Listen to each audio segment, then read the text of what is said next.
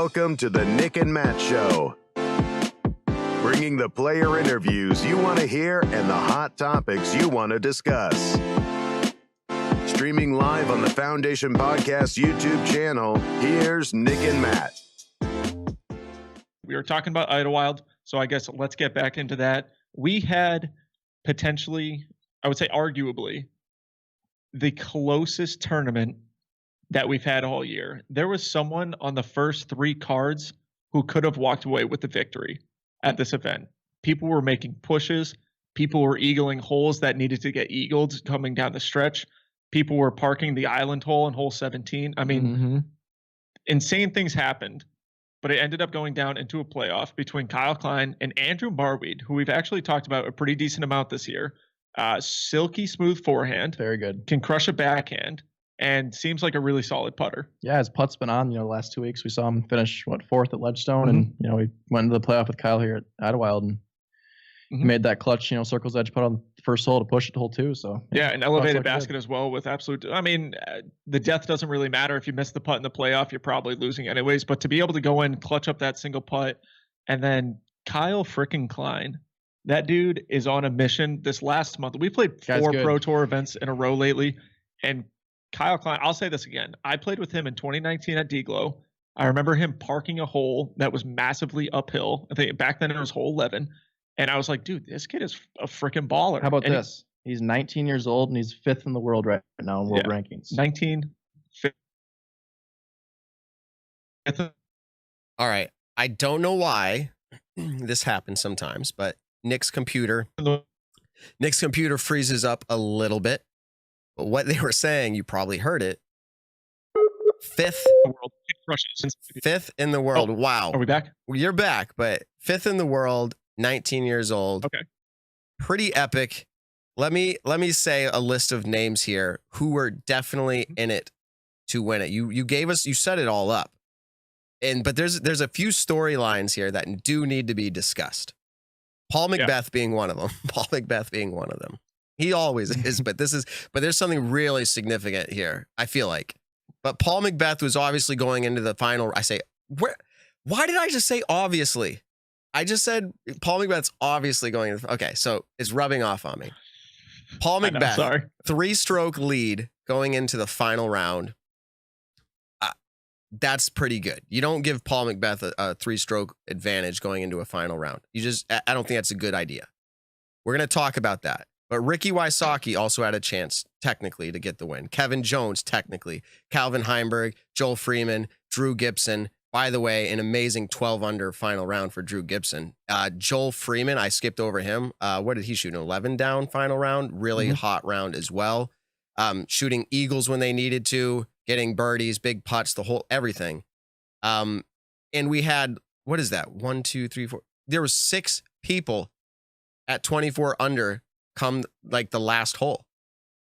So if Kyle and Andrew par out, you have a 6-way playoff. And just something notable there. I don't know if you heard on Disc Golf Network.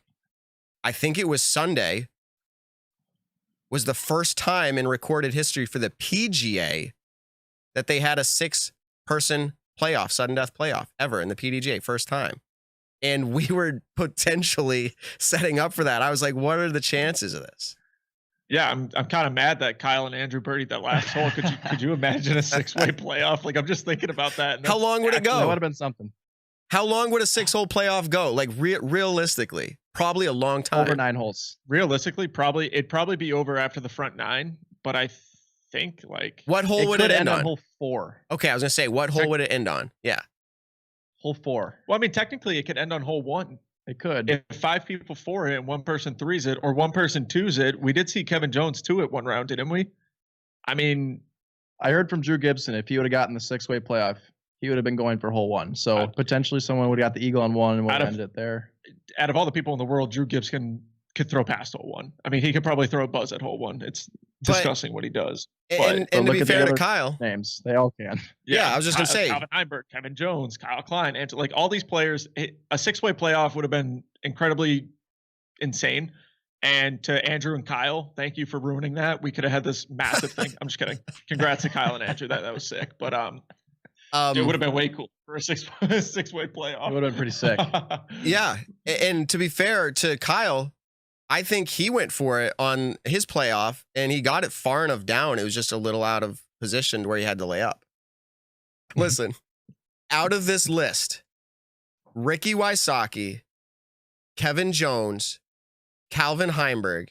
So I'm giving you the tied for third and better. Joel Freeman, Drew Gibson, Andrew Marweed, Kyle Klein. Who was the biggest, I'll say, surprise finish? As in, like, not that they couldn't do it any given week, I guess.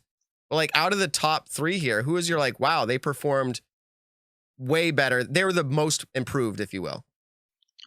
Drew Gibson. I was literally just about the same thing. Idlewild is almost completely sidearm dominant. And Drew Gibson doesn't even have a sidearm. He has one, but he's not throwing, the smooth hyzer flip, Jeremy Colleen sidearms through the woods. For him to, have almost win the tournament, be tied for third with Joel, Calvin, and Kevin, it's pretty unbelievable. That means he's throwing the mid-range turnover like a genius. Mm-hmm. So yeah, I completely agree with that. Drew Gibson Idlewild is definitely. Yeah, and it's not to say that we didn't think he could do it, because Drew actually said it last week when he was at Ledgestone. He had that insanely massive throw-in, which was really cool. But he did say it. He's like, I have something to prove on these wooded courses, because a lot of fans and a lot of people only see him as this dominant backhand power player. Mm-hmm. Put him on a wide open course and he does great.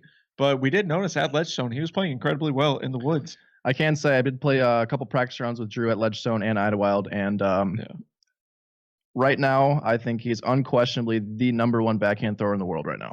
It's some of the lines he throws with a buzz and a mid-range that I saw in the last few weeks are unbelievable. It's really impressive. And I'm going to go on PDGA right now, but I'm really hoping that we're going to see Drew on a lot of these East Coast swings, because watching him play these events.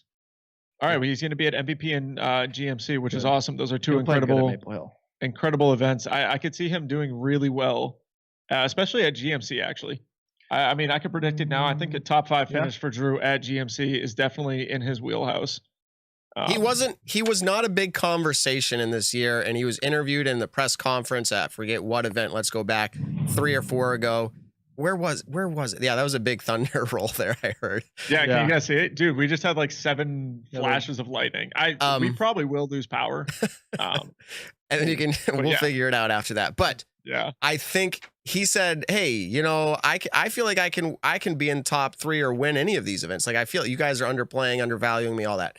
So I'll buy in on that. Drew Gibson, I think just shoutables, obviously in the top here. Joel Freeman obviously performed better than, not that he expected, but then we've seen regularly. And also Andrew Marweed, where is he coming out of? I mean, he was going to be on lead card at Ledgestone.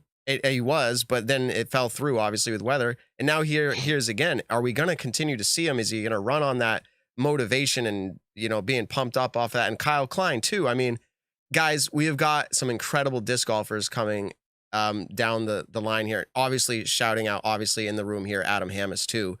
Top 10 players. There's going to be, how can you say there's going to be more top 10 players? They can't. There's only 10 top 10. But, like, I know, right? The battle's going to get harder. All right, Nick, we have to move over to the FPO side. And here's something I want to do. Moving over to FPO, I don't know if I said it enough. Statmando provides us these stats. We're going to give you some really cool stats here in just a minute. Some notables on performances and how they played out. Paige Pierce won, Nick, by 2 strokes or 3 strokes? 3 strokes. Mm-hmm. Is that good? A win is a win. So congratulations, Paige. Yeah. We think that's great.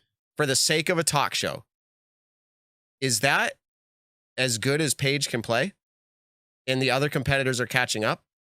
Or do you think she wasn't playing to her full potential? What do you think? I mean, if we're looking at the rating system, which is in place in the PDGA right now, she averaged 5.33 strokes under her rating. And that is what she averages at most events. And so we can actually clearly say that she did play below average. But at the same time, I mean, Idlewild is a really hard course. I don't know how many different tee pads, if any.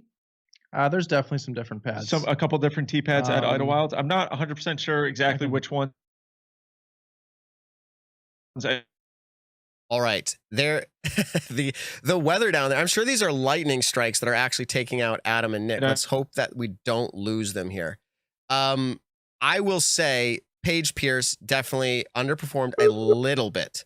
Not crazy, but a little bit. And so as part of that, Missy Gannon overperformed. So Missy Gannon performing beyond expectation. She played 23 points above her round rating.